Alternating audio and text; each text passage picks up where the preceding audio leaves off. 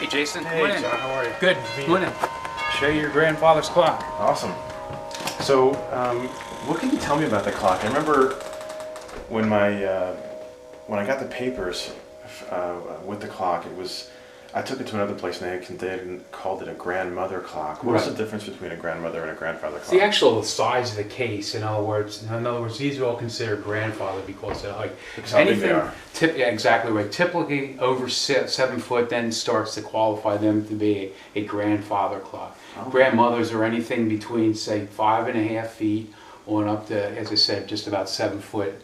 So that's why that qualifies that to be a grandmother clock. Oh, so it's all based on height. It's all in height, yeah. And So, these are grandfathers. And all then of there's these are. This one too? Yes, and they also go by grandfather or tall case clock. Sometimes they're called hall clocks as well. Oh. Then there's other ones, there's smaller ones, anything, and then you have small models which are called dwarfs. So there's all different sizes, and yours is categorized as a grandmother clock, right? Okay. In the early 70s into the mid 80s, there was a company called Emperor Clock Company, and what they had done, they had made different, you could buy kits, you could buy plans, you could buy the wood already cut, the wood not cut, already put together, already stained. So there's all different variations of the clock and the case itself. A lot of them, what happened is they were made in school at night. Parents would basically, they'd want a clock made. It was kind of a big thing back then, where they would go into the school at night and they'd take over the woodworking shop and they'd have adult classes at night where they would generate and make these clocks. So that's where a lot of them came and they originated.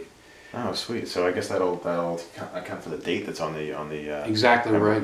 Okay. So that's where it puts it, right in that time realm, as I said. And they're really big. Like for instance, this one here looks like this was one your grandfather. In other words, they cut the wood, so it was basically he assembled the whole thing and then finished it. But you can tell the different levels of finishes or grades. In other words, ones that came from Emperor that were not finished, as opposed to the ones that were finished, wood cut, wood not cut, that type of thing. Oh, so, awesome. So you learn, just basically by the way the clock itself was assembled. Sure. All right. Well, let's take a look. Okay, come on in.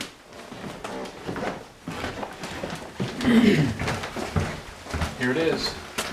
Oh, wow. Wow, looks great. Thank you. Basically, as new weights had to replace them because they were missing. The glass, that's now complete. Just basically, it's off and running, great clock. I mean, it's going to work for a lot of years for you. You should have no problem with it at all. That's great. What did you have to do? Was there anything inside had to get replaced? Well, the movement itself was replaced. What happens, typically these movements were out. It's mechanical. And the big thing is with mechanical clocks, they wear. I mean, it's like anything. It's like having a car. Envision your car running 24/7, 365. Eventually they wear out. And what happens is with these, you can still buy movements. And you just replace the movement as opposed to overhaul, because some of the clocks, if you have to overhaul, then it gets into the thousands of dollars in terms of what you'd have to do to it. So this was a new movement. So it's the same movement that was in the clock in terms of model and size and everything else. Okay. It's just they're interchangeable. So that's where you are with this. Everything else, it's up and working and all original now. Wow, it looks The base was repaired. There's a new back door for an access panel, so when you set it up, it's pretty simple to access and go where you need to go. There's floor levelers underneath there now, so you can level it out accordingly. When you put it on your floor, you want to level the case. Oh, sure. And then you just adjust with the levelers underneath there. Is there any way we could hear it chime off like Sure. like it would? And how often is it going to chime? It's going to chime every quarter hour. Every quarter hour. Okay.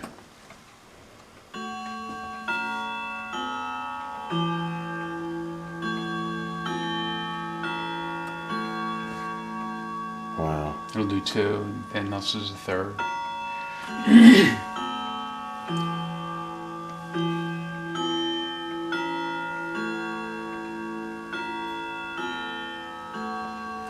And then at the top of the hour, it's going to chime 4 times, and then it'll strike the appropriate amount of hours.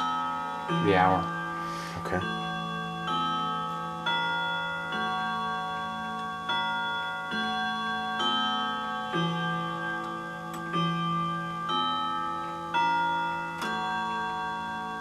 Wow.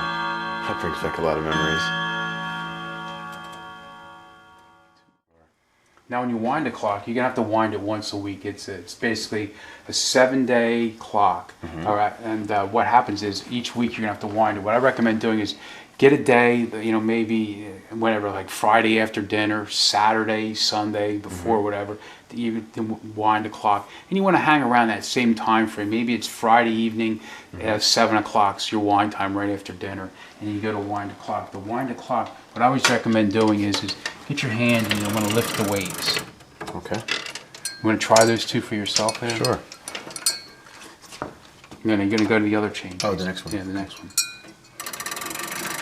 Let me take it up too high. That's good for right now. And this one too? Yes.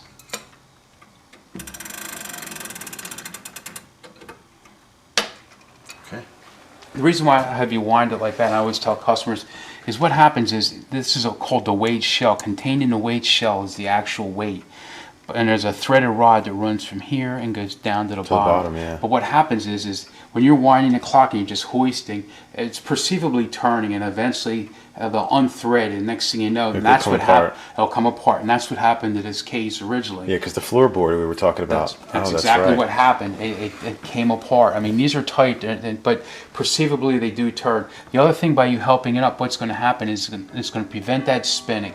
The other thing it's going to do, it's going to take pressure off of the winding arbors by you pushing and pulling. So you're relieving some pressure off of that as well. And the other thing is, it prevents the weights and the chains from actually cracking up and hitting the pendulum. So it's basically a 3-part thing where you really... So once a week I need to bring these back up to about this No, level. you want to take it all the way up. I don't want you to wind it all the way up right now, because we have to disable it so you can take it home. Okay. So if the weights are all the way up here, wound all the way up, Oh. then you can't wind it. Then it's almost an impossibility to reattach the weights onto the chain ends. So that's why we just wound it that far. And how much are these weights? How much This do they weigh? is 7.7, 4.7, and 4.7. Okay. This is your heaviest weight here all the time. Your heaviest weight is on your chime side, no matter what clock it is. It's always this, because it needs more power to actually power the clock. The other situation is this wears out first on the clock because of the additional weight. They don't make the movement any more robust. So what happens is as a result, when it stops chiming, it'll stop striking, because at the top of each hour, this actuates the chime cycle, stops and lifts a lever, and then causes it to strike the appropriate amount of hours. So. Okay. Well, it looks fantastic. I really appreciate all your effort. And you're going home right from here then? Yeah. Okay. Going straight home.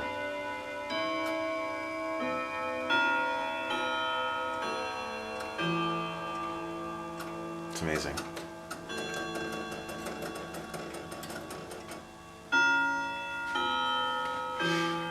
So in the midst of winding the clock, as you put it, that has to do with the weights. I'm gonna bring them all the way up to the Exactly top. right. And then that's once a week. Once a week, right. Okay. Do I need to do anything with the arms or anything No, inside? I'll just wait 1 second.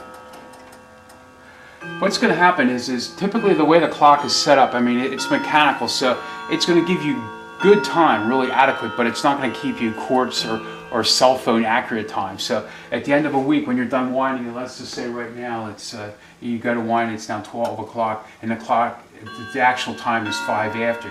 You let it complete the chime, and then you take it to the correct time. Okay. Because typically I try to set them up so they run a little slow. So rather than gaining time, it's better off just to kind of move the hand forward a little bit. Okay. The other thing is on the bottom of your pendulum, you have a rating nut. It's right here.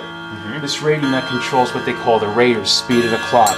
So if you turn this to the right, that's going to raise it. It's going to speed the clock up.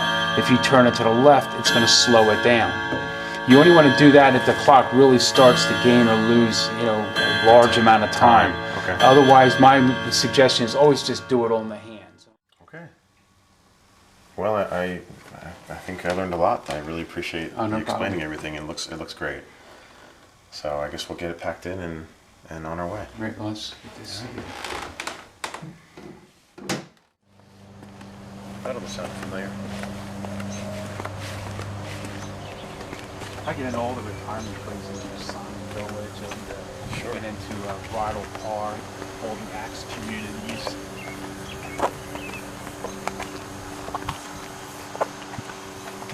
I'll jump up first.